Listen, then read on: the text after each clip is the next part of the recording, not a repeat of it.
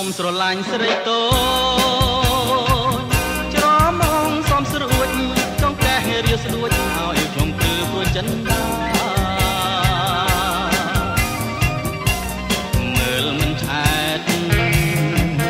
មិនឆែតនេត្រាអូនរំសង្ហារំចាចាមាននរណារំដូចអូសូមរំជាមួយផងសូមរំតែម្ដងរំជាមួយផងតើរំបានឬទេខ្ញុំមនុស្សស្លូត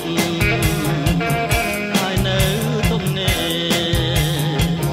រំផងបានទេរំបានទេសនាសូមរំជាមួយផង